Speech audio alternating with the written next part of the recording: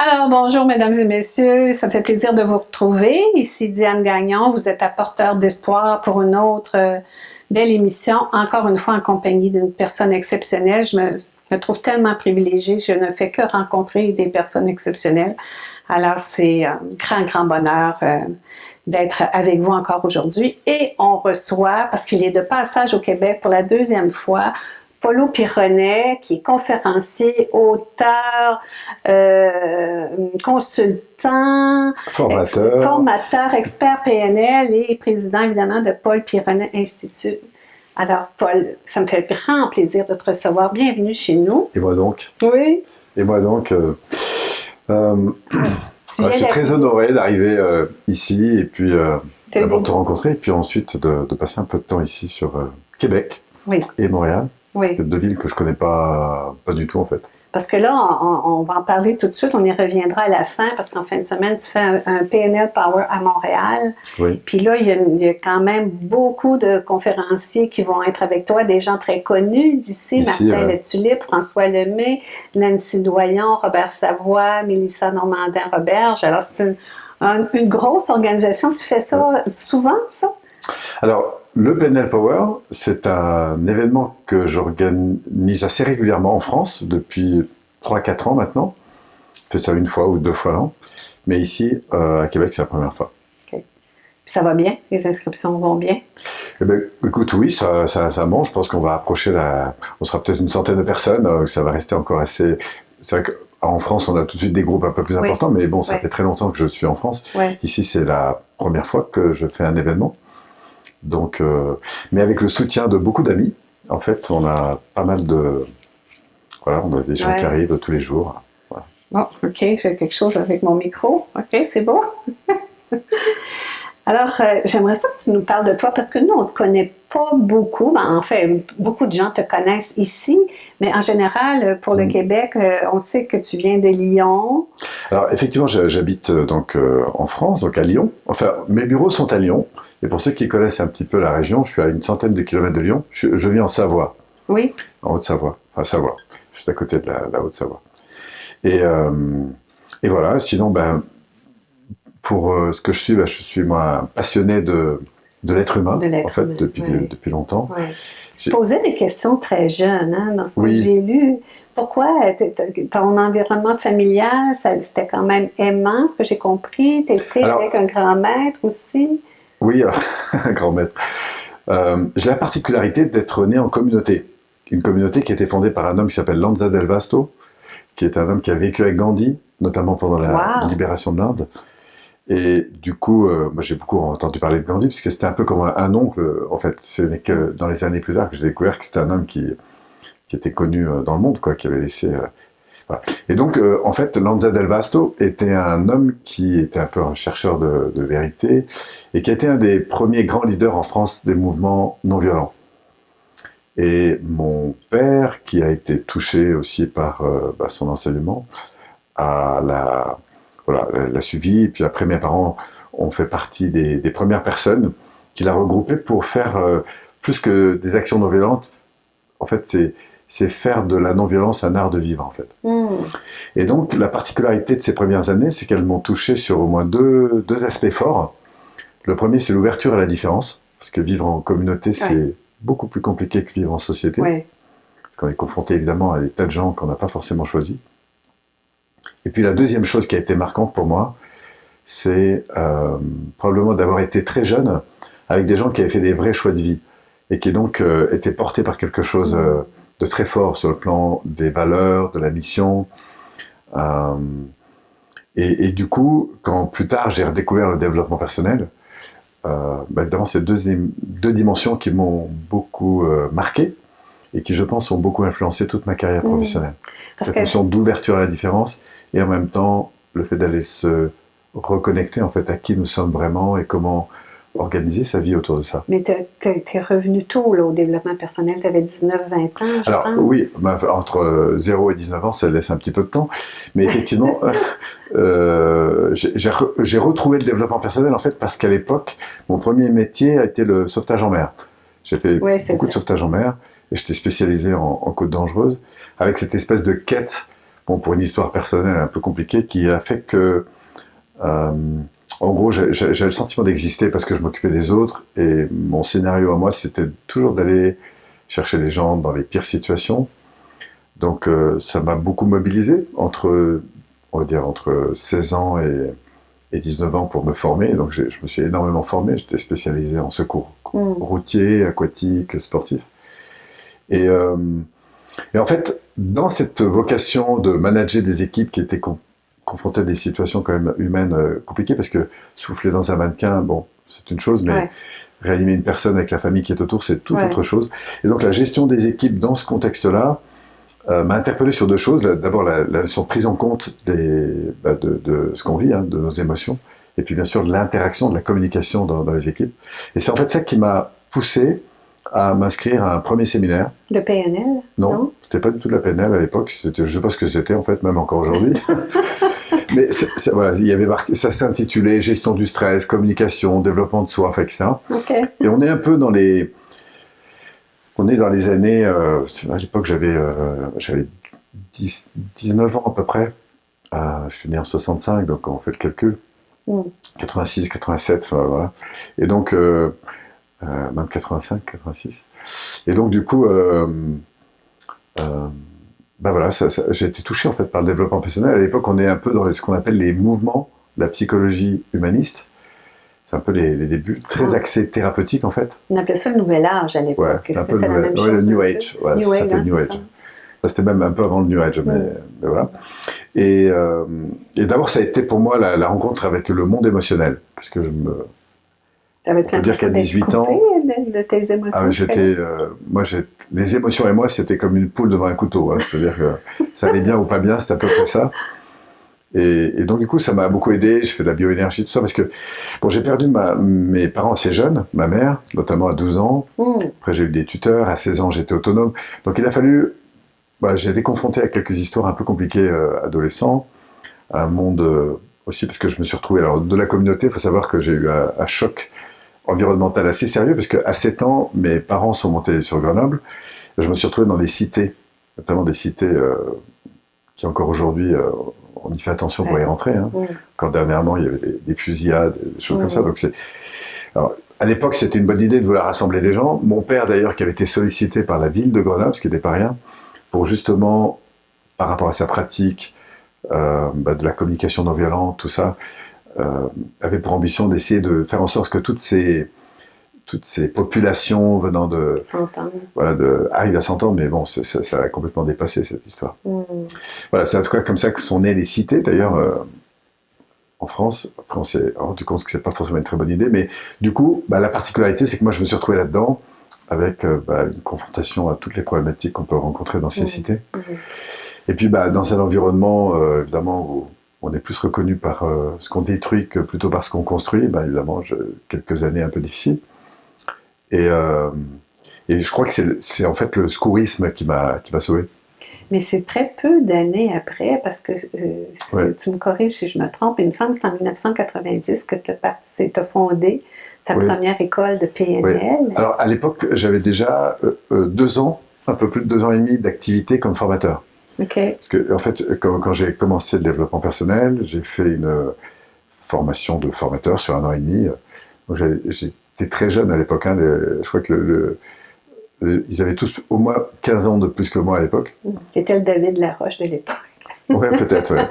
Non, mais ceci dit, quand David a démarré, David Laroche, comme on a passé beaucoup de temps ensemble,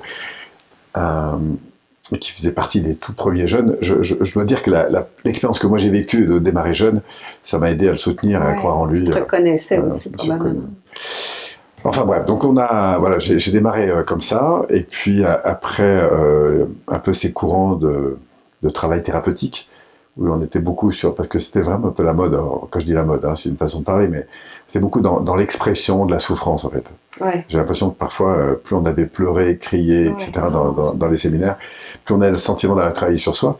Et donc, il y a eu après la phase analyse transactionnelle, qui est une approche de la connaissance de soi et des autres, mais beaucoup plus dans une culture analytique, est venue ensuite la découverte de la PNL.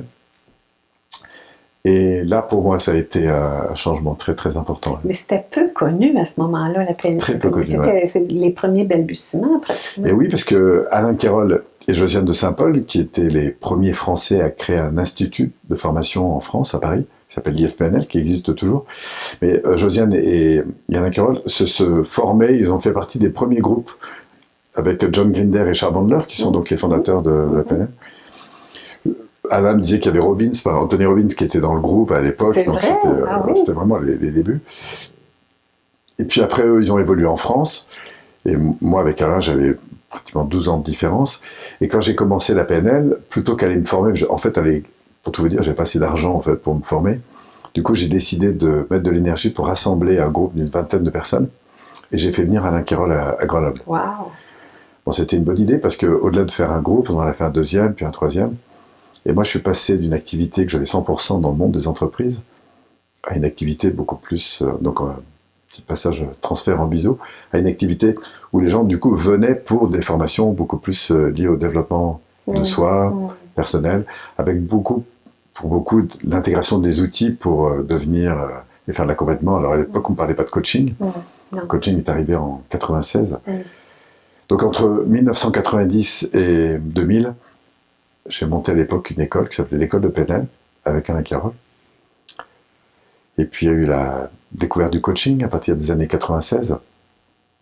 Mais qui était un peu en parallèle à la PNL. Parce que l'Institut tel qu'on le connaît aujourd'hui, alors aujourd'hui ça a évolué. C'est oui, parce que de 90 à 2000, il y a eu cette croissance, ce développement de la PNL. D'abord en région Rhône-Alpes jusqu'en 95, parce qu'à côté de ça, j'étais encore beaucoup dans le monde des entreprises. Et puis en 95, la loi des 20-80 m'avait touché. Je me suis dit, mais qu'est-ce qui te porte le plus, Paul? Et donc du coup, j'ai mis tout le paquet sur la PNL avec le développement en collaboration avec Alain. Et on a rayonné sur une dizaine de villes en France. Donc on a eu un développement assez important en fait entre 95 et 2000. Qu'est-ce que tu enseignais dans les entreprises? Tu parlais de quoi? Alors, tout ce qui concerne évidemment la dimension humaine. Et plus particulièrement, j'ai beaucoup conduit de projets autour de la qualité dans des grosses structures. Donc j'ai travaillé beaucoup pour le monde automobile, Renault, Alfa Romeo, Lancia, enfin tout ça, c'était où j'y allais beaucoup. Je travaillais pour la SNCF, j'ai travaillé pour la Gendarmerie nationale, j'ai travaillé pour Air France, j'ai travaillé pour Spibatinol, qui sont des très grosses sociétés. Ça fait partie des vraiment là dans les plus grosses entreprises françaises.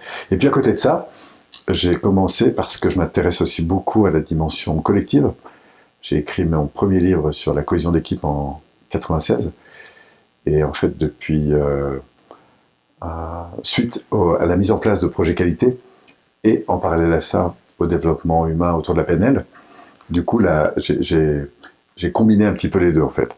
C'est-à-dire cette dimension de la mise en place de procédures qualité, accompagnée d'un travail beaucoup plus orienté sur le sens commun, l'humanisation, en fait, la mobilisation des personnes autour de ces process, parce que avant on imposait des stratégies de qualité pour garantir des résultats, mais il y avait beaucoup de difficultés sur le plan humain, parce que c'était pas relié à l'humain. Il n'y a pas du tout de reliance à l'humain. L'important c'était la production, et on n'avait pas encore connecté au fait que la qualité d'une organisation dans son développement, elle passe par évidemment ce qui se passe dans la tête, dans le cœur et dans les mains des personnes.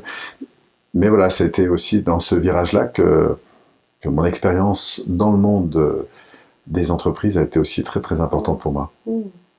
J'ai fait ça, ces formations-là. Je l'ai donné en entreprise aussi. Donc les méthodes Kanban et tout ça, autour de la qualité, enfin, ces process. En tout cas, dans le monde automobile, c'est vraiment très très très très pointu. Oui, j'imagine. Entre 2000 et 2010, il se passe quoi? Alors là, après avoir collaboré avec Alain sur l'ouverture de l'école de coaching qu'on a eu en parallèle à partir de 96, des années où on commençait de parler de coaching, donc j'avais de la PNL, le coaching, et puis moi m'intéressant de plus en plus à la dynamique de l'entreprise, retrouvant la partie PNL et donc le développement humain et l'entreprise, autour de cohésion, j'ai eu en fait une vision qui était de constituer une nouvelle entreprise. Bon, puis avec Alain, on avait pas mal tourné ensemble, on avait une belle amitié, mais on a décidé finalement de séparer un peu nos activités. Lui a continué sur l'école de coaching, et moi j'ai continué en créant Cohésion Internationale à Genève, à l'époque. Et en fait, entre 2000, dans les années 2000 et 2010, j'ai co-développé avec des partenaires une société qui s'appelle Cohésion Internationale, dans laquelle j'ai continué à faire de la PNL, des formations de formateurs, et beaucoup de cohésion d'équipe. Bon, c'était une belle aventure. Et après, avec mes collaborateurs, sur les 2 dernières années, j'ai senti que voilà, dans mes 20-80, il y a des choses qui ne me convenaient plus. Je me suis donc retiré, à l'époque, avec mes salariés, pour m'associer en fait avec elles.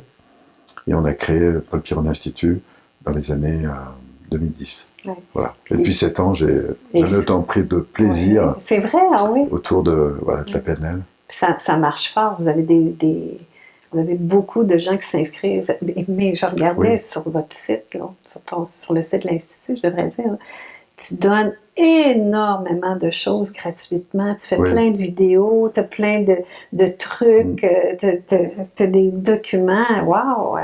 D'abord, il y a beaucoup d'années de vidéos. Et puis, j'ai toujours aimé partager au plus grand nombre ces outils qui font tellement de différence.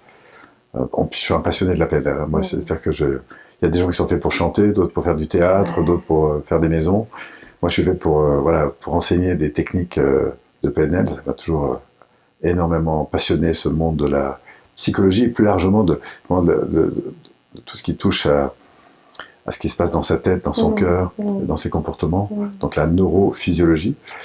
Et je pense aussi qu'au cours de ces années, je crois avoir participé aussi un peu, en tout cas en France, à l'évolution de la PNL. Beaucoup, beaucoup. Tout le monde te connaît. J'ai plein d'amis en France, tout le monde te connaît. On a plein d'amis en commun, d'ailleurs. Avec l'arrivée, je dirais, là, publiquement, de manière populaire, de la neuroscience, comment ça se jumelle les deux? Parce que la PNL traite de neurosciences aussi. C'est-à-dire qu'on entend aujourd'hui, c'est ça que je trouve vraiment chouette, grâce à la neuroscience qui rassure, parce qu'il y a le côté, entre guillemets, scientifique, du coup, on explique des choses aujourd'hui, scientifiquement, qu'on comprend, qu'on appliquait déjà depuis 25 ans avec la PNL, si je puis dire. Mais je trouve ça très, très bien. Mon impression aujourd'hui, c'est que la PNL, alors sortie des cadres de formation dans lesquels je suis, mais quand je m'ouvre à toutes les approches, parce qu'il y a plein d'approches qui m'intéressent, moi, le corps m'intéresse, tout ce qui est énergie, soins énergétiques, tout ça m'a toujours beaucoup intéressé. Tout ce qui a trait au monde émotionnel m'intéresse. Donc voilà, donc j'ai une façon d'allier le corps physique, le corps énergétique, émotionnel, mental, spirituel et même onirique. Enfin, pour moi, tout ça fait partie, on pourrait dire, des champs de croissance. Et je pense aujourd'hui intégrer la PNL à peu près à tous ces niveaux. Et du coup, je sais plus ce que je voulais dire. Ouais, on va continuer quand même. Oui. PNL et le côté spirituel, moi je trouve ça très original. Comment vous faites le lien? Alors, il faut savoir que la PNL, à l'origine, elle est connue parce qu'on est dans l'identification des process qui font l'excellence humaine, en gros, comme on identifie dans les organisations des process pour garantir des résultats. C'est ce qu'ont fait John Gardner et Charles Bandler, et c'est pour ça qu'on trouve la PNL aujourd'hui, c'est ça que je voulais dire d'ailleurs, un petit peu partout en fait. J'ai l'impression que ça s'est diffusé dans énormément d'approches, même si après la PNL a sa propre structure pédagogique, en tout cas ici au Québec et en tout cas en France. D'ailleurs, ça m'intéresse de rencontrer des gens qui ont bien avancé en PNL, parce que je me dis qu'en 30 ans d'expérience, c'est sûr qu'il y a des choses qui se sont développées de manière différente. Déjà en France, parce que comme j'ai été pas mal investi au niveau des fédérations qui gèrent la qualité de l'ensemble des organismes qui font de la PNL, j'ai eu l'occasion et le privilège un petit peu d'être un peu en supervision de différents organismes, puisqu'on était chargé pendant des années, j'ai fait partie de l'équipe qui était chargée de s'assurer qu'il y avait une cohérence dans l'enseignement. Et du coup, je me suis rendu compte que même s'il y a une cohérence dans l'enseignement, il y a une façon différente selon les écoles d'agencer en fait l'utilisation de la PNL. Et moi-même aujourd'hui, de la manière dont j'enseigne, il y a beaucoup de choses qui ont évolué par rapport à la manière dont je l'ai apprise, y compris avec Alain Carole, parce que pour faire court, mais je trouvais que c'était intéressant parce qu'il y avait une batterie d'outils, mais je ne trouvais pas de cohérence dans l'ensemble de la pédagogie. Un coup on travaillait sur les ancrages, un coup on travaillait sur les valeurs, un coup on travaillait sur tout ce qui était communication, un coup on travaillait... Voilà. Et pour moi c'était intéressant, passionnant même, mais il manquait une structure, en fait, avec un niveau 1, niveau 2, niveau 3. Et donc, je pense que j'ai pas mal participé à tout cas aujourd'hui, donc à la réorganisation pédagogique, en tout cas c'est la manière dont je le fais, et donc on garantit toujours, quelles que soient les écoles, hein, on va trouver sur un praticien par exemple, on trouvera toujours un ensemble de techniques qui font partie de ce protocole, mais d'une école à l'autre on peut avoir des agencements très différents, et encore une fois vivre la différence. Hein. Puis la spiritualité là-dedans. Alors la spiritualité là-dedans, pour moi d'abord redéfinir à partir de quoi ça commence. Pour moi, la spiritualité commence autour de ces questions de qui je suis et dans quelle relation au monde suis-je, que ce soit par rapport à mon passé, par rapport à mon futur, par rapport à mon environnement. Et ça peut aller jusqu'à ma relation avec Dieu, le monde, l'énergie, en fait, toutes les formes de représentation qu'on peut avoir. Mais donc, pour moi, la spiritualité a une place importante dans le développement humain. Et en ce qui concerne la PNL, j'ai le sentiment que au travers d'un parcours un peu approfondi, on va transformer, c'est toujours une affaire d'élévation de sa qualité d'être en rapport avec un environnement donné, que ce soit son passé, son histoire, ça peut être même sa descendance, puisqu'on peut retourner assez loin dans le passé, au-delà même de sa naissance. C'est aussi une connexion à son avenir, c'est-à-dire où est-ce qu'on va, pourquoi on est là. Donc là, il y a une conscience un peu de sa mission, de ses valeurs, d'où est-ce qu'on vient, où est-ce qu'on va. Et puis, il y a cette relation à l'environnement que nous avons, qui peut être pas seulement humain, mais qui est un environnement à travers toutes les situations qu'on vit, les domaines de vie, les contraintes qu'on peut rencontrer. Et cette ambition d'élever, encore une fois, cette qualité de vie intérieure pour être dans un rapport au monde qui soit ce qu'on appelle harmonieux, c'est-à-dire, ça veut dire que tout est positif, ça veut dire que tout ce qui m'entoure est là pour me faire grandir. Voilà. Donc de ne plus être dans un rapport de fuite ou d'attaque, mais un rapport d'intégration de cet environnement. Alors comme je suis en plus passionné par l'énéagramme, par beaucoup d'autres approches, je pense que toutes ces approches m'ont énormément enrichi, et même si je les retrouve après à travers la grille PNL, du coup je pense que ça m'a permis d'avoir une dimension, en tout cas de l'application de la PNL qui va au-delà de simplement de faire des techniques de PNL. Ben, j'aime beaucoup t'entendre dire ça parce que souvent, de l'extérieur, les gens ont l'impression que la PNL, c'est se fixer des objectifs, puis se donner ça en fait partie, mais c'est une partie, ça en fait partie. Mais je trouvais que de la manière que tu l'exprimais, ça vient ramasser un peu toutes les parties de notre être. Oui. Tu as utilisé une expression que j'aime beaucoup, tu sais, naître à soi, quand tu es arrivé en début de vingtaine. Puis je pense que dans ton approche, qui est une approche humaniste, c'est ce que tu favorises, l'intégration avec tout ce qu'on est. Puis tu disais, j'aimais beaucoup ça aussi, tu disais que, tu sais, le passé, il faut arrêter de le traîner avec nous, il faut arrêter d'en reparler, il faut arrêter d'essayer de le soigner. Là, il faut d'abord soigner notre présent. Exactement. Commençons par un présent harmonieux. Et en fait, pour reprendre cette dimension un peu spirituelle, c'est-à-dire qu'on va grandir dans d'abord un équilibre avec l'environnement immédiat, qu'il soit dans le temps ou dans l'espace. Ça commence avec son conjoint, avec ses enfants, avec son environnement. Grandir dans cette qualité d'interaction avec l'environnement. Et puis après, on va élargir autant dans l'espace et dans le temps cette relation d'amour, en fait. Parce qu'en fait, je pense qu'il y a deux choses qui animent et qui conduisent notre vie. C'est, j'allais dire, le bien et le mal. Dit autrement, le fait d'être dans des lois qui contribuent à de la croissance et même de la co-croissance, ou être dans des lois qui vont limiter cette croissance. Et on a de l'intelligence des deux côtés. Hein, c'est-à-dire qu'on peut grandir de toute situation, aussi infime soit-elle, que ce soit de rater un train et de me dire, qu'est-ce que j'apprends de cette situation, ou un avion, voilà. Et du coup d'interagir, y compris avec son passé, puisqu'on en parlait il y a quelques instants, on peut évidemment revenir sur le passé, et c'est très important d'apprendre à aimer ce passé. Alors au début, on le voit comme une ombre parfois, parce que pour certaines personnes, on a souffert. Moi-même, j'ai perdu ma maman, donc je sais ce que c'est qu'avoir un décès. J'ai retrouvé un de mes frères mort dans son appartement après un suicide, donc je sais ce que c'est, et en plus, ça a eu des conséquences pour moi qui vont bien au-delà de la dimension juste affective, parce que j'étais engagé avec lui sur des projets, enfin immobiliers, je l'avais soutenu un peu hâtivement et sans faire attention sur des choses. Du coup, je me suis retrouvé avec 22 ans, je crois que j'étais poursuivi pour 1,8 million. Enfin, c'était énorme. Ça m'a valu 20 ans de de procédures. Donc ça m'a amené, enfin tout ça pour dire que j'ai eu mon lot de difficultés, mais ce qui est très intéressant, c'est qu'on peut vraiment avoir un regard soit pesant sur les événements, soit faire de ces événements transformer le plomb en or, en fait. Ouais. Et c'est pas seulement une idée philosophique, c'est quelque chose qui se vit au niveau de la perception qu'on a des choses, qui se vit au niveau du cœur, c'est-à-dire de la relation émotionnelle qu'on peut avoir, et par conséquent des comportements. Et je pense que apprendre à aimer son présent, apprendre à aimer son passé, apprendre à aimer son futur, apprendre à aimer, en fait, tout ce qui est autour, pour moi, c'est la voie suprême de la libération et de la transformation.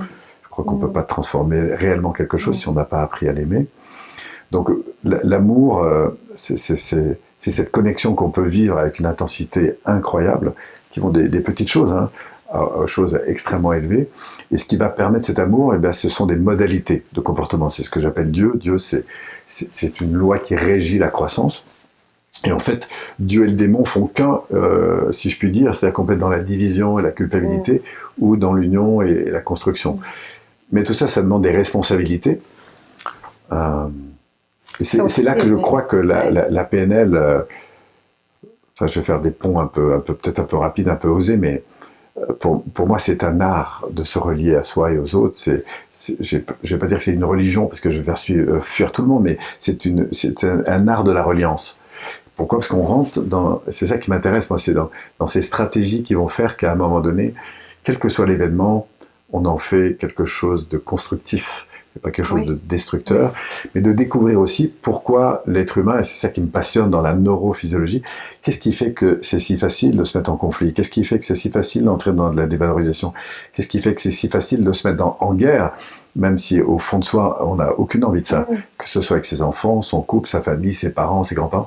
Pourquoi ? Parce qu'il y a des schémas d'incompréhension qui nous mettent automatiquement dans des systèmes de défense. Et dans ces systèmes de défense, eh bien, on va entrer dans des processus de destruction. Alors, il est vrai que mon passé autour de la non-violence m'a interpellé sur des lois qui régissent le développement humain comme ça régit le monde, en fait. Et ce qui m'importe dans la PNL, c'est finalement de faire ressortir ces lois qui font que face à un conflit avec ses enfants, avec son conjoint, avec ses parents, avec ses équipes, avec son patron, avec un policier avec l'injustice en fait. Comment ce rapport peut-il être amélioré ? C'est ça qui me passionne. Les interactions humaines, c'est ce qui nous définit, mais c'est ce qui nous défie aussi chaque jour, quotidiennement. Hier, je demandais à des gens si vous aviez des questions à poser à Paulo, ce serait quoi? Puis j'ai eu quelques questions, dont une que je trouvais qu'on connaît probablement tous, c'est on a des gens qu'on côtoie, qu'on n'a pas le choix de côtoyer, puis ils nous irritent constamment, mais on n'a pas le choix de les côtoyer. Oui, dans sa propre famille, dans ses collègues de travail. Oui, c'est ça. Puis je trouvais que c'était une question fort pertinente, fait que je te l'adresse. Qu'est-ce qu'on fait techniquement ou concrètement? Qu'est-ce qu'on peut faire? Il y a beaucoup de choses qu'on peut faire. La première, il faut savoir que si je prends une personne que j'aime beaucoup, et une personne avec qui c'est compliqué. Je prends juste dans ma famille, d'accord ? Il faut savoir que cette interaction, elle va découler bien sûr de nos perceptions, ça c'est la partie un peu consciente, mais elle va beaucoup aussi jouer en fonction du facteur émotionnel dans lequel nous sommes, et ensuite des comportements, puisque nos comportements, nos attitudes, notamment nos micro-comportements qui vont être déterminants dans une interaction, découlent de ce que nous vivons, ce que nous ressentons, et qui découlent de ce qu'on entretient dans notre système. Donc si je prends deux personnes, et ceux qui nous écoutent peuvent jouer à ça, c'est-à-dire, je prends par exemple, je prends une personne, imaginons que c'est Gérard par exemple, avec qui j'ai une très bonne relation, et puis je prends Valérie avec qui c'est très compliqué, ce sont juste des exemples. Le seul fait même de penser à Valérie me met dans un état physiologique différent. Donc pour moi la première chose, c'est d'abord de décider de ce que j'ai envie réellement avec cette personne. Qu'est-ce que j'ai ? Est-ce que j'ai envie de rester dans cette... Il faut savoir que c'est plus confortable de rester dans un inconfort connu que dans un confort pas connu, mais enfin un confort plus élevé mais pas connu. Ça c'est pour notre système physiologique. C'est pour ça que je trouve que c'est absolument essentiel de découvrir comment notre préconscient et notre inconscient fonctionnent. Tu as interrogé il n'y a pas très longtemps Kevin, avec un ami qui avait une finale, qui fait beaucoup dans l'hypnose, et je trouve que c'est magnifique ce qu'il fait. Je trouve que j'incite vraiment aux gens à découvrir comment ça fonctionne parce que ça explique des tas de choses. Alors maintenant, pour répondre à ta question, quoi faire ? face à ça, la première chose, c'est qu'est-ce que j'ai envie de faire? Qu'est-ce que je veux? Est-ce que j'ai envie de rester dans ce système ou est-ce que j'ai envie d'autre chose? Et si j'ai envie d'autre chose, eh bien, il va falloir que j'aille me chercher dans la partie qui est la mienne. Parce que je n'ai pas de pouvoir sur l'autre, mais j'ai tout pouvoir sur ce que je fais face à l'autre. Oui. Donc à ce moment-là, il faut aller me chercher. Alors évidemment que si on a des outils qu'on est un petit peu entraîné, ça va être de plus en plus facile d'apprendre à gérer sa pensée, son état émotionnel et par conséquent ses comportements face à la situation. Donc qu'est-ce que je vais faire? C'est d'abord inspirer. Pour moi, je vais commencer par le corps, c'est me remettre dans une dynamique positive. Je vais te donner un exemple. Il y a encore 3 semaines, j'arrive sur un lieu de formation et pourtant j'y suis assez souvent, je me retrouve dans une toute petite salle, vraiment le truc qui ne me correspond pas du tout. J'ai une montée de colère et je me dis, je retourne à la réception. La réception, j'ai 50 mètres à faire dans un couloir. Et là, je me dis, Paul, tu as 50 mètres pour complètement changer d'état physiologique. Pourquoi? Parce que je sais que si j'arrive à l'accueil dans cet état-là, c'est pas la meilleure modalité. Mais je le sais parce que je suis entraîné, en fait, en quelque sorte, à faire ça. Donc, première chose, c'est qu'est-ce que je veux faire? Et la deuxième chose, c'est aller me chercher sur mon intérieur. C'est-à-dire, je reprends la responsabilité de ce à quoi j'ai envie, de ce que j'ai envie de vivre. Alors, ça concerne par des valeurs, par exemple la bienveillance, être bienveillant, est-ce que c'est juste une valeur que j'ai quand je suis heureux, ou est-ce que c'est une vraie valeur pour moi? Donc ça, c'est une conscience de ce à quoi j'aspire, c'est pour ça que c'est important pour moi d'être au clair sur ces valeurs qui nous animent. Et puis la deuxième chose, parce que ça ne suffit pas, il va falloir que je modifie mon comportement. Donc, et tout étant géré par mon système émotionnel, si on me demande quoi faire, première chose, j'inspire, je souris, je me redresse un peu, j'inspire, je souris, je dis merci. Pour moi, c'est un processus extrêmement rapide pour remonter mon énergie. Après, je vais apprendre à me poser. Et la troisième chose, c'est qu'est-ce que je vais envoyer, que ce soit sur un plan verbal ou non verbal, à travers mon regard, mon ton de voix, mon attitude à l'égard de la personne. Et c'est incroyable. Alors si on va un petit peu plus loin, c'est incroyable quand on change, quand on arrive à changer ce fichier, c'est-à-dire cette expérience émotionnelle, combien les choses se transforment au niveau de l'interaction. Et si tu savais le nombre de personnes qui m'ont dit avoir des retours et des feedbacks qui jamais n'auraient attendu, simplement parce qu'ils ont changé non seulement leur perception, mais surtout leur niveau d'énergie, c'est-à-dire ce qui va à l'égard de ces personnes avec qui c'était compliqué. Et d'ailleurs, c'est la première chose que je vais faire quand je fais un événement. Donc s'il y en a qui sont là dimanche, lors du Planet Power, la première soirée, c'est ça que je leur propose de faire, c'est prenez 2 personnes, une que vous aimez vraiment, ressentez comment vous êtes quand vous êtes, et puis après on va en chercher une avec qui c'est plus compliqué aujourd'hui, patron, collègue de travail, frère, parents, etc., qui vous voulez, avec qui vous êtes prêt, avec qui vous êtes décidé de changer, et puis on va expérimenter un truc. C'est juste pour montrer que c'est possible de transformer, à partir du moment où on a quelques outils en fait pour se transformer intérieurement. La plupart des gens vont avoir tendance à dire il m'énerve tellement que je le fuis. Je ne veux plus l'avoir dans mon environnement. On est soit dans une stratégie de fuite ou d'attaque. Puis donc, quand on fuit, j'imagine que ça nous revient sous une autre forme. Alors ça, c'est l'alerte énorme pour moi, en tout cas dans ma propre vie. Suis-je dans la plainte, la culpabilité, la dévalorisation? Mais si j'ai appris aujourd'hui, je sais que c'est l'alerte rouge la plus importante. On a le droit de se plaindre, j'ai le droit de me plaindre, j'ai le droit de culpabiliser les autres ou moi-même, j'ai le droit de me sentir nul, etc. J'ai absolument le droit de faire ça, mais je sais que si je le fais, je suis en train de descendre dans un système dans lequel je vais trouver de plus en plus d'intelligence mentale, émotionnelle et comportementale pour finalement nous détruire et nous séparer. Donc, comme je le sais, aujourd'hui, c'est comme un pilote qui sait voir un voyant rouge et qui va interagir, et donc de sortir de ça. Et je crois, si j'avais un message à donner aujourd'hui, c'est que la plainte, c'est la meilleure chose à faire pour se pourrir la vie. OK. Voilà. Donc du coup, c'est une alerte. Si on veut se détruire dans son couple, dans sa famille, c'est simple, hein, il suffit d'expérimenter, il ne faut pas beaucoup de temps pour faire ça. Non. On rentre à la maison, puis on commence à critiquer, à dire ce qui ne va pas, etc. Dans une classe, on fait la même chose. En tant que manager, on peut faire la même chose. Enfin, quelles que soient les circonstances, moi je dis, il y a toujours 2 points clés. Si je devais partir, il y avait 2 informations à donner pour aider une personne à transformer sa vie. C'est sur quoi elle met le focus et qu'est-ce qu'elle exprime. Suis-je en train de mettre le focus sur ce qui ne va pas, chez moi ou chez les autres, et de l'exprimer, parce qu'il faut les 2? Ou est-ce que je suis en train de mettre le focus sur, au contraire, ce que je trouve de chouette, de beau, d'extraordinaire, et si j'ai du mal à en trouver, je peux aller chercher dans les détails, et puis en fait de l'exprimer, parce que le voir, ça ne suffit pas, il faut l'exprimer. soit chez soi, chez les autres, et on change complètement les modalités. J'ai remarqué, puis je m'amuse à faire ça, d'ailleurs, mon fils le dirait parce que ça l'énervait quand il était plus jeune.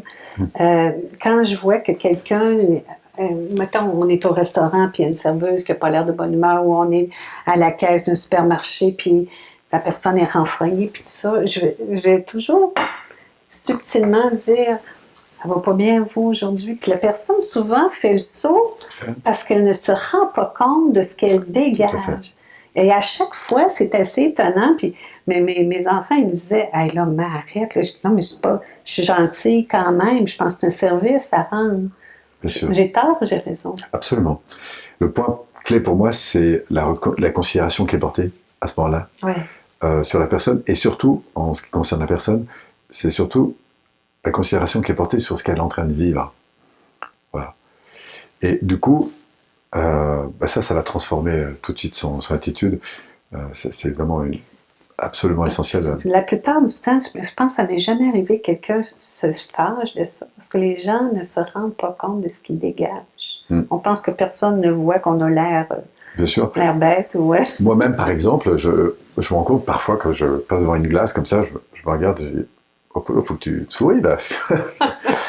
Parce que, effectivement, je me rends pas compte, moi, intérieurement, je me sens bien, et en fait, je suis pas forcément en train de rayonner le bonheur. Ça veut pas dire que je suis triste ou malheureux, mais voilà, donc on dit que je dis toujours qu'il faut pas se perdre dans le regard des autres, mais en même temps, le feedback, c'est important, parce que ça va nous permettre de grandir. Et donc, effectivement, on se rend pas forcément compte. Même d'ailleurs, des gens qui sont en train de critiquer, si on y regarde un peu plus près, très souvent, ils n'ont pas une intention de nuire. Non. Mais de nous aider. Ils se rendent pas compte. Sauf que c'est plus facile, c'est beaucoup plus facile de dire ce qui ne va pas. Pourquoi? Parce que je pense que jeune, c'est la première chose qu'on a appris à exprimer. Enfin, moi, quand j'étais petit, j'avais besoin des bras de maman, je pleurais, quoi. Quand mon frère venait jouer dans mes affaires et que je n'étais pas content, je râlais. Donc, on a, je crois, d'abord appris à exprimer ce qui ne va pas, et c'est une éducation, en fait, que d'apprendre à exprimer des besoins et non pas des frustrations. Donc c'est beaucoup plus facile, surtout avec des gens qu'on connaît bien, parce qu'en général, avec les gens qu'on connaît moins, on porte un peu plus d'attention. Je dis parfois qu'on se tient mieux avec les voisins de palier qu'avec les gens avec qui on vit. Tout à fait. Pourquoi? Parce que on se lâche un petit peu, et c'est pour ça que je trouve que c'est aussi intéressant d'apprendre à donner à l'autre la liberté de ne pas être au top, toujours. Voilà. Tu as une expression que je t'ai entendu dire dans une de tes entrevues que j'ai adoré, se remonter le centimètre. Oui. C'est le petit point. Moi, j'adore. Ça veut dire c'est ton 50 mètres qui te séparait de la réception, que tu respires, tu te redresses. Un centimètre, on peut changer de vie. Et d'ailleurs, je suggère, s'il y en a qui ne connaissent pas le truc, mais c'est simple, vous fermez les yeux comme ça, mettez comme ça, puis vous voyez un escalier de 150 mètres. Comme ça. Puis vous dites, il faut que j'attaque l'escalier. Le fait de se redresser, d'inspirer, de sourire et de dire merci, c'est la combinaison complète. Inspirer, fermer les yeux, sourire et dire merci. Pourquoi? Parce que ça nous met automatiquement dans un état physiologique qui est très différent. Et là, de réévaluer la manière dont on se sent à l'idée de monter l'escalier, vous allez voir, c'est très intéressant, parce qu'il faut quelques secondes pour se rendre compte que notre tête, c'est-à-dire n'analyse pas les choses de la même façon, ne les ressent pas de la même façon, et ne va pas envoyer, du coup, ce que j'appelle des micro-comportements de la même façon. Juste en changeant notre posture, finalement. Le corps, c'est pour moi la priorité numéro 1. Après, on a tout ce qui est énergétique, puis enfin émotionnel, mental, et puis bien sûr spirituel. Qu'est-ce que tu aimes le plus chez l'humain? La capacité d'amour qu'il est capable de donner. C'est ça qui te passionne, c'est ça que tu aimes? Les moments qui me touchent le plus dans les formations, c'est quand les gens reconnectent, je veux dire un gros mot, mais enfin, à leur humanité, c'est-à-dire à la puissance d'amour qu'ils ont en eux. Et notamment, très souvent, ce moment de connexion, c'est quand ils se reconnectent à des personnes importantes à leurs yeux. Ça peut être des parents, des enfants, avec qui ils ont été en conflit, avec qui ils se rendent compte qu'en fait, que derrière leur besoin de fuite, de rejet, de colère et d'aide, quand on descend dans les couches, on a des modalités de travail pour ça, on touche à un moment donné en fait, simplement à une réalité, c'est que ces gens, s'ils nous font souffrir, c'est parce qu'on les aime énormément et qu'on n'est juste pas arrivé à avoir cette connexion-là. Et quand ils touchent cette connexion en eux, cet amour qu'ils ont en eux, et du coup, il passe dans un tas de gratitude. Je veux dire, bah, ok, je comprends que ce soit un père ou une mère qui ait eu un comportement si nocif, même parfois, mais ça veut dire que je suis en train d'accepter le comportement, ça veut dire que je suis dans l'amour, de l'acceptation de la différence. Et pour moi, ça, c'est les moments probablement les plus intenses que je connaisse dans la vie. Je dis parfois que quand l'être humain, l'homme, aura véritablement découvert la puissance de l'amour, pour la deuxième fois de l'histoire, on aura découvert le feu. Et en repensant les feux de l'amour. Vous avez ça chez vous en France aussi? Il y a des séries comme ça. Oui, c'est ça. Quand on parle de relations, de retrouver l'amour, de renouer avec peut-être un parent ou quelqu'un qu'on a perdu de vue ou avec qui on est en conflit, qu'est-ce que tu penses du pardon? Est-ce qu'il y a quelque chose à pardonner? Ah, je repense à mon ami Robert. Oui. Robert Savoie, là, qui va en parler. Qui parle beaucoup de ça. Bah, le pardon, pour moi, c'est... Le plus important, c'est le pardon à soi-même. Quand j'ai perdu ma maman, j'avais 12 ans, et elle est décédée d'un cancer. Elle était très croyante. J'en arrive au pardon et au sens que ça a eu pour moi. Ma mère est donc décédée. On a tous cru qu'elle était partie, en fait. Et elle est revenue. Bon, après, elle s'est un peu remise. Et puis un jour, elle me convoque avec mon frère, jumeau. Et elle me dit, enfin, elle nous dit, je voudrais vous parler de cette fameuse journée où tout le monde était autour du lit, enfin, elle a beaucoup pleuré et tout ça. Et elle nous regarde et elle me dit, ça a été la journée la plus magnifique de ma vie. Oh là là. Et voilà ce qui s'est passé, en fait. Et donc, elle nous raconte, en fait, ce qu'on vit, c'est les morts imminentes, voilà. Oui. Et elle dit, je suis resté, donc il y avait cette lumière là-haut, quelque chose d'incroyable, et je suis revenu, j'ai décidé de revenir pour avoir votre permission de partir. Waouh. Et donc, voilà, c'est pour ça que je voulais vous voir maintenant, c'est est-ce que vous êtes OK, en fait, parce que pour moi, vous êtes les deux plus jeunes, et il n'y a que vous qui me retient, en fait, sur cette terre. Est-ce que vous acceptez? T'as quel âge? T'as 12 ans? J'ai 12 ans, là. Faut que tu prennes cette responsabilité-là. Attends, écoute ce qui va se passer, et je vais te... Pour moi, alors après, c'est pas venu en un jour, mais ça a été une... Il y a deux choses qui m'ont connecté vraiment là. C'est qu'à 12 ans, c'est la confirmation que quelque chose de beaucoup plus grand existe, en fait. Et qui est tellement plus lumineux, tellement... Enfin, on n'y a pas accès, parce que je pense que si on n'a pas une vraie connexion, on pressent que ça existe. Mais voilà. Et à ce moment-là, j'ai une confirmation, quelque chose de tellement plus grand. Et à ce moment-là, je dis à ma maman, il y a deux choix, en fait. C'est soit tu guéris, parce que ça devient insupportable, en fait, de voir tout le temps malade, soit eh ben, tu continues ton chemin, en fait, qui est le tien. Et pour moi, le pardon, c'est le don total que je fais à l'autre pour finalement plus de vie. Et ce jour-là, je réalise en fait que le don que je lui donne, en fait, le fait de pouvoir partir, de suivre son chemin, en fait, c'est quelque chose qui à ce moment-là bouleverse, en fait. Mais me bouleverse pas dans la tristesse, mais dans ce qu'on peut sentir de plus intense en termes d'amour, en fait, vis-à-vis d'une personne. Et que quel que soit... Voilà, fait, j'ai quelque chose de très très puissant qui se passe à ce moment-là. Et plus tard, parce que du coup j'ai quand même eu mes années un peu compliquées derrière, de souffrance sur un plan plus psychologique, tout ça. Mais quand plus tard j'ai redécouvert aussi la tristesse, la colère, parce que tout ça j'avais peu... Du coup, j'ai eu à la fois cette polarité, mais j'ai eu l'autre polarité que j'ai moins exprimée. Bah, celle de la disparition, du fait que ma mère n'était plus là et que j'étais confronté à ce que peut vivre un adolescent. Même si j'étais très axé sur mes projets, tout ça. Je n'ai pas versé une larme, moi, entre 13 et 19 ans.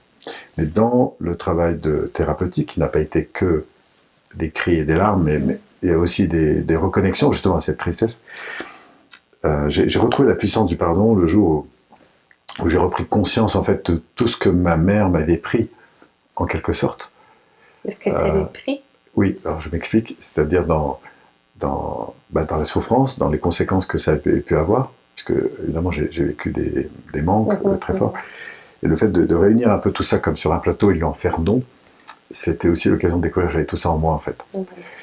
Et c'est aussi ça pour moi, le pardon total, c'est le don que je fais à l'autre pour ce qu'il a été, Et pour moi, le pardon rejoint la puissance de l'amour, c'est-à-dire c'est apprendre à s'aimer, et c'est d'abord une libération de soi, avant d'être une libération de l'autre.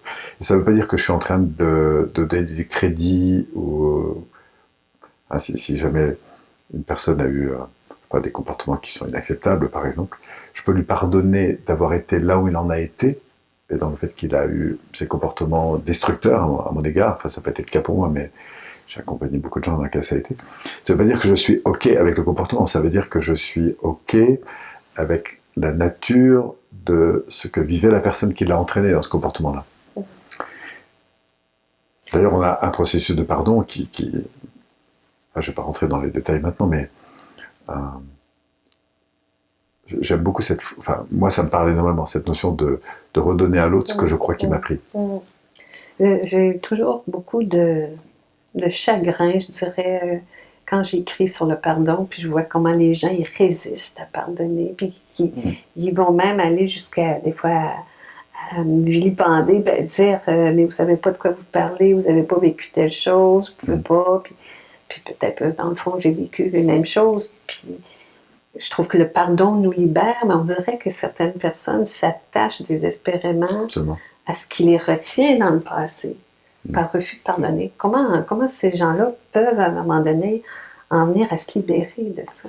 Alors, si on va un petit peu plus loin sur ce qui me semble important de faire, je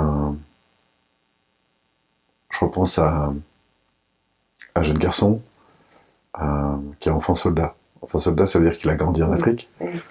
Et à l'âge de 5-6 ans, en fait, donc il se retrouve avec ses parents sont séparés dans un village. Et en fait, ce que demandent les brigands, c'est ils donnent des armes aux enfants, et ils demandent aux parents de convaincre les enfants de les tuer. Ce qui est quand même assez violent. Et pourquoi je raconte ça ? Parce que l'enfant, il a 25 ans, et il ne peut pas avoir des lacets à ses chaussures, parce que quand il regarde en bas, il voit du sang partout, en fait. Évidemment, tu peux comprendre à quel point ça a été compliqué. Et à un moment donné, dans un processus de lui permettre de resituer un petit peu les choses, de se remettre dans le corps émotionnel du parent, et d'aller toucher en lui ce que les parents ont dû faire pour donner à cet enfant la possibilité, en fait, d'accepter de les tuer. C'est quelque chose de... C'est trop dur. Simplement parce que c'est la seule option, en fait, pour pouvoir vivre. Voilà. Et au lieu d'être dans la culpabilité, être dans l'amour, et pour transformer ce rapport-là, pour moi, ça suppose déjà de reconnecter à la situation, telle que je l'ai vécue. Donc nous, on a des protocoles comme ça d'accompagnement qu'on voit.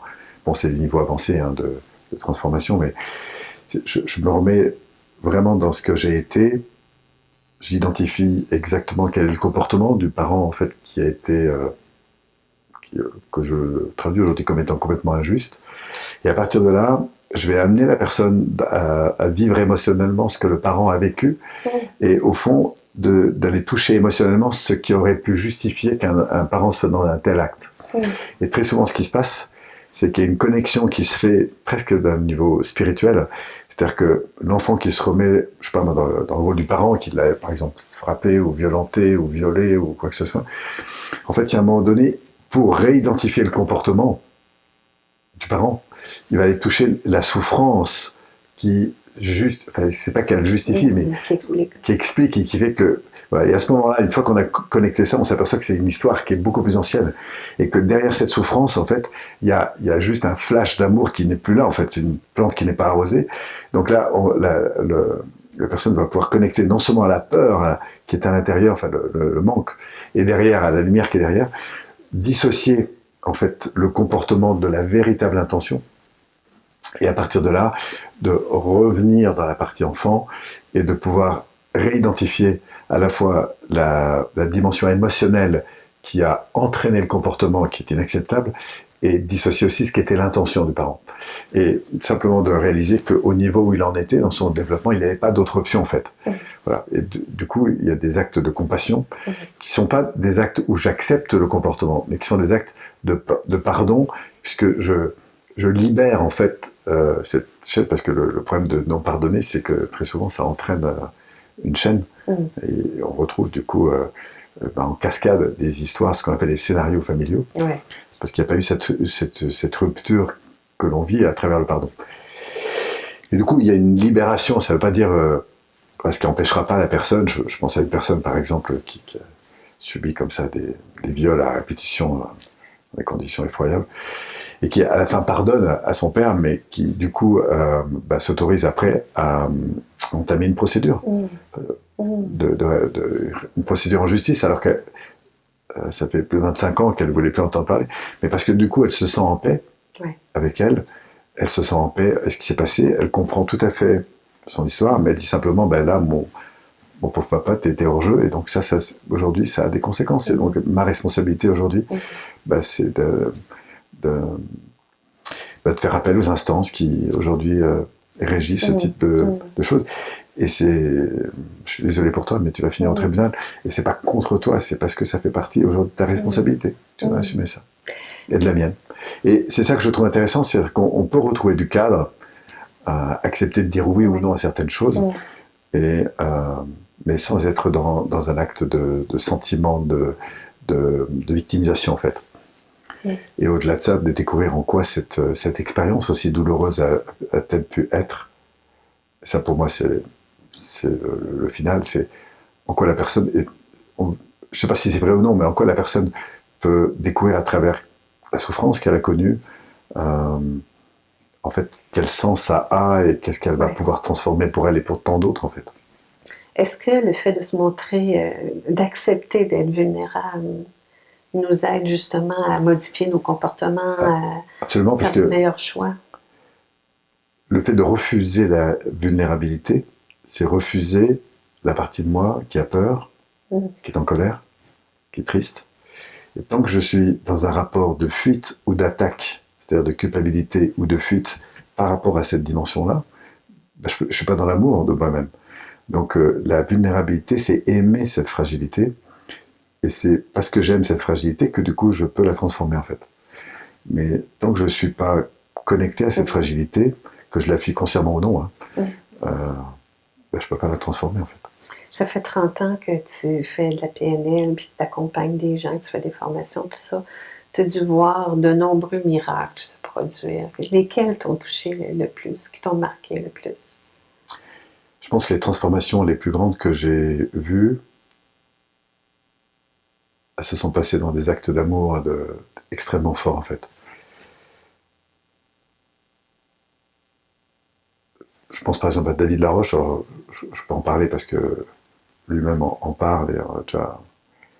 mais quand il dit qu'il était timide, qu'il avait eu des complications avec son père, c'est pas un numéro de cirque qu'il nous fait, parce que moi j'étais en sa présence, et j'étais très affecté émotionnellement parce que j'aimais beaucoup David, qui était jeune à l'époque, il avait 17 ans. Et quand je vois dans le rapport de conflit qu'il avait avec son père, c'était vraiment violent, quoi, en fait. Et quand je le vois un jour, parce qu'il connecte en fait, que derrière toute cette incompréhension qu'a son père, derrière cette violence verbale parfois, enfin, avec ça, en fait, il n'y a que de l'amour. Parce que si son fils n'était pas important, jamais il aurait ce comportement-là. Là, je le vois rentrer et revenir, inondé de larmes. J'en ai encore de l'émotion à y repenser. C'est les moments d'amour. Moi, c'est pour ces moments-là que je vis, tu vois. Et là, on a des moments de transformation qui sont dingues. Après, ça va prendre du temps. Lui a vraiment pris ça à cœur. Et ça, c'est extrêmement libérant, en fait. De découvrir à quel point c'est pas le comportement combien j'ai entendu de personnes qui se sont pas senties aimées par leurs parents, mais j'ai tellement rarement vu des parents qui n'ont pas, enfin j'ai jamais rencontré des parents qui aiment pas leurs enfants. Sauf que mon Dieu, c'est vrai. On interprète souvent à travers des comportements des choses qui n'ont rien à voir avec la réalité émotionnelle en fait. Mais en tout cas pas celle qui est vécue au niveau interne, et c'est quand on arrive à reconnecter les gens à cette connexion, donc à la force de l'amour pour moi, que du coup on arrive à libérer des choses. Donc les transformations importantes, je pense à lui, je pense à une jeune femme aussi que j'avais en séminaire, c'est la seule dont je me suis demandé si elle serait encore vivante à la fin du séminaire. C'est son père qui me l'avait envoyée, et aujourd'hui elle fait des séminaires toute la France entière, elle s'occupe de jeunes.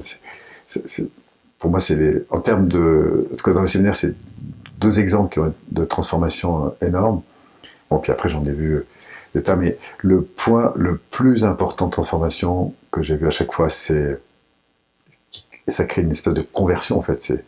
C'est tout d'un coup la reconsidération que je croyais avoir perdue, en fait. Que ça vienne d'un parent, que ça vienne de moi-même, que ça vienne de toute situation. C'est un peu comme l'éveil à notre source profonde d'amour, de ce qu'on est. Parce que c'est ce qu'on est au final. On est des êtres d'amour. D'ailleurs, la seule chose qui nous fait souffrir, c'est d'en manquer. Oui. On s'éloigne de ça souvent, hein, volontairement ou par peur d'avoir mal. Parce qu'on est dans des processus qui permettent... Moi, je crois que l'amour, il y en a partout. Pour avoir vécu dans des quartiers difficiles et de voir autour de moi des choses, des queues de cerises qui se terminent par des meurtres, parfois. Combien j'ai vu la police débarquer dans les quartiers, et pour des queues de cerises, quoi, au départ. Mais en fait, derrière tout ça, c'est juste qu'il y a un manque d'éducation. Quand je dis éducation, c'est-à-dire que l'amour, il y en a partout, mais s'il n'est pas exprimé, personne ne le voit. Et encore une fois, si qu'on prenne une équipe, un couple, une famille, une équipe, une entreprise, quoi que ce soit, il y a toujours deux choses qu'on voit apparaître quand les gens se divisent. C'est la capacité à mettre le doigt sur ce qui ne va pas et à l'exprimer. Et quand au contraire, on remonte vers le haut, c'est tout d'un coup une réorientation de l'attention sur ce qui est positif et de l'exprimer. Et encore une fois, nous on a des cercles comme ça. On fait faire ça parfois dans les séminaires, où les gens se mettent à 3-4 comme ça. Et la consigne est la suivante, c'est que après un petit moment de méditation, de reconnexion à soi-même, A va par exemple regarder B et lui dire quelque chose qu'il apprécie vraiment, comme ça, dans sa présence. Et puis il va continuer, donc les gens vont s'envoyer comme ça des marques d'attention. Donc au début ça fait un peu peur, parce qu'on ne sait pas quoi dire, comment. Mais au bout de quelques minutes, il se passe un truc. Et les gens vivent une connexion qui est incroyable. Moi j'ai fait ça des quantités de fois dans les équipes de managers, dans des équipes de vendeurs. Et très souvent ça crée des connexions. Les gens me disent, mais t'as ton truc là, tes cercles de considération, on aurait dû le faire il y a vachement longtemps en fait. Parce que ça a complètement changé la relation. Et on voit comment en 10 minutes, les gens vont créer une réalité faite de perception d'eux-mêmes, où ils se sentent un coup valorisés, de connexion à l'autre, ils rentrent dans donc ils ont envie de s'ouvrir, c'est de plus en plus facile d'être en reliance, là. Et ce que je trouve toujours intéressant, c'est de leur dire, mais imaginez que pendant les 10 minutes, on est plutôt orienté de l'attention sur des choses négatives. On aurait créé une autre réalité, qui est tout aussi vraie en fait, qui est tout aussi cachée, qui est de dire à l'autre ce qui ne va pas, de partir dans de la division finalement. Et je dis toujours, on est à quelques millimètres du paradis ou de l'enfer. Ce qui va faire la différence, c'est la modalité avec laquelle je vais interagir. Les gens qui sont coincés dans des situations difficiles en ce moment, tu aurais le goût de... C'est quoi les premiers trucs? Je sais que tu en as donné de super bons tout le long de l'émission, mais les premiers trucs qu'on devrait faire, si on est dans un état d'esprit où on est... Un peu bluesy, un peu... Ouais, on n'est pas bien. En plus, c'est un peu la période, là, on trouve, novembre. Des fois, on trouve que tout est compliqué, tout va mal, tout est lourd. D'ailleurs, il faut se rendre compte que plus on est là-dedans, plus on voit des choses qui sont compliquées, lourdes, difficiles. Ah oui, puis on aime ça, on va les chercher. En plus, on va les chercher, on va voir pourquoi, parce qu'en fait, notre inconscient a besoin d'être nourri par des choses qui sont encore plus lourdes. Voilà. Alors, qu'est-ce qu'on fait? Voilà la suggestion. Moi, j'ai un truc quand les gens m'appellent comme ça pour un accompagnement, je n'ai pas forcément beaucoup de disponibilité, mais j'ai un truc, je demande aux gens s'ils ont un carnet, sinon ils vont en acheter un stylo, et je leur propose au cours des 7 prochains jours de noter 350 choses qu'ils ne veulent pas changer dans leur vie, parce qu'ils apprécient. Alors, du coup, j'ai souvent un petit moment de silence. Et puis, parfois, j'ai des réponses du type, mais Monsieur Pironnet, il n'y a rien qui va en fait. Mes conflits avec mes enfants, mon travail, ça ne va pas, mon conjoint, je ne vous en parle même pas, enfin bon, bref. Et là, ça me confirme qu'il est vraiment temps qu'il fasse l'exercice. Alors quand vraiment il ne voit pas, je dis, si vous voulez, je peux vous aider sur les 3 premiers, puis après, je demande par exemple, est-ce que vous avez de l'eau chaude à la maison? Oui. Ah mais ça c'est normal, j'espère que vous aussi, me disait d'ailleurs une personne. Je dis, c'est normal, vous savez qu'il n'y a pas beaucoup de gens sur la planète qui n'ont même pas l'eau. Donc, j'invite à le noter. Donc, il vous en reste 349, mais le reste, c'est vous qui allez le faire. Et pourquoi 7 jours? Parce que, en fait, on va créer... On a la capacité de voir ce qui ne va pas à différentes échelles, et on a la capacité de voir ce qui va vraiment bien, en interne comme en externe, à différentes échelles. Mais pour accéder à ces informations, il y a des processus en arrière-plan qui sont conscients, préconscient, et c'est là la partie la plus importante, voire même inconscient. Et c'est une rééducation. Quand j'ai des gens qui sont en conflit, par exemple de couple, quoi que ce soit, et que j'en accompagne un, je dis, avant d'aller travailler sur le problème, je te propose de me prendre une feuille et tu vas me lister les 15, 20, 30, ça dépend du niveau où ils en sont, trucs que tu apprécies chez cette personne et que tu ne voudrais pas que ça change en fait. OK. Tu n'aimerais pas qu'elle perde, ou voilà. Au moins, voilà. Et au bout d'un moment, eh bien, le fait de remettre le doigt, la conscience sur des choses, et en même temps des choses fines, hein, des choses qui ont l'air de rien, mais qui en fait font des grosses différences, ça rééduque le système nerveux, ça commence à modifier l'état physiologique, et puis du coup, alors on peut l'aider hein, en apprenant à se redresser, il y a des choses qu'on peut faire corporellement, il y a des choses qu'on peut faire bien avec son discours intérieur, mais c'est voilà, une suggestion très très importante que je conseille à toute personne de faire ça. Moi j'ai fait des séminaires, c'était 500 par demi-journée. Oh mon Dieu! Voilà. Qu'est-ce qu'on n'a pas envie? C'est vrai que si on pose la question, voilà, j'ai mes mains, j'aimerais pas convertir, j'ai la vue, c'est un truc extraordinaire, à pouvoir respirer, pouvoir venir te voir, avoir le choix d'être en France. Enfin, je peux partir comme ça pendant une demi-heure, mais pourquoi? Parce que je suis entraîné à faire ça. Donc je suggère à tout le monde, quand il vit des moments difficiles, de s'entraîner à repérer comme ça, quand on a un petit moment même un petit peu compliqué, on fait la queue dans un grand magasin, c'est lundi matin, il y a des bouchons, il y a un peu de pression, il fait pas très beau, etc. De se dire, tiens, qu'est-ce qui, dans mon environnement immédiat, qu'est-ce que j'observe là maintenant de chouette, de beau. Et c'est souvent en allant vers le raffinement des choses qu'on peut... revenir dans le moment présent. Absolument. Et puis surtout dans l'interprétation, dans une... En fait, c'est toujours une affaire de modalité de relation. L'attitude aussi. Notre émission tire déjà à sa fin. On en aurait pris plus, on en aurait pris beaucoup. Alors, j'aimerais ça réinviter les gens voulant en savoir plus. En tout cas, si vous écoutez l'émission avant le PNL Power de ce vendredi soir, samedi, dimanche, un horaire chargé. Oui. C'est beaucoup, c'est 21 heures, je pense, ou 23 heures de formation. C'est un prix vraiment exceptionnel. Oui. Tu as fait un spécial même pour nos Québécois. Oui. À l'origine, le PNL Power, il est né de personnes qui étaient en formation et qui avaient envie de partager avec leurs amis, leur famille, de la PNL, mais évidemment avec des gens qui n'étaient pas forcément prêts à aller faire des formations un peu plus avancées. Et donc du coup, on a créé cet événement pour ça. Donc ça fait vendredi soir, samedi toute la journée, et dimanche jusqu'à à peu près 17h.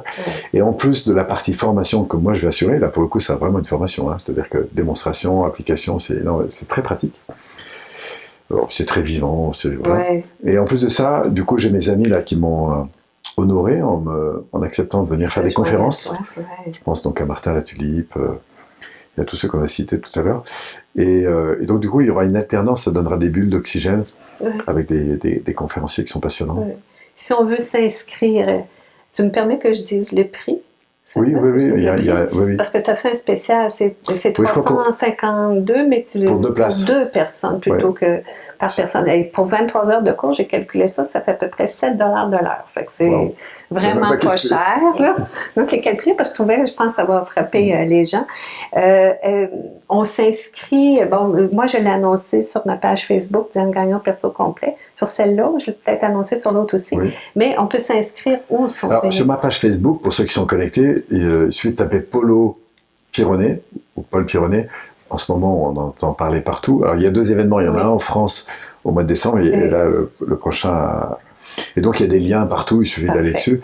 Sinon, c'est le site Paul Pironnet Institut, sur Google. On va voir les événements. Et là, il faut aller voir événements et prendre événements Québec. Parfait. Et on est tout de suite sur la page, on peut s'inscrire en ligne. Tout est prévu pour s'inscrire directement. L'adresse est donnée, ça sera à Boucherville. C'est vraiment pas cher. Puis c'est ça, c'est à l'hôtel Mortagne à Boucherville, même pas dans le trafic de Montréal. En plus, ce sera assez intime. Ce sera assez intime parce je pense qu'il y aura entre 70 et 100 personnes. Peut-être qu'il n'y en aura plus. Peut-être qu'il y en aura plus. Peut-être qu'il n'y en aura plus. Pas un nombre de places on peut attendre 150 personnes, je crois. Bon, c'est bien. Mais on a volontairement... c'est la première opération, donc je sais qu'on commence toujours par des... Non, ce ne sera pas la dernière. Paulo, c'était un grand bonheur de te recevoir à l'émission, puis j'espère qu'on aura le plaisir de te revoir bientôt. Puis je te souhaite un beau, grand succès, un beau séjour avec nous. Merci, Diane. Merci, Paulo. À tout bientôt.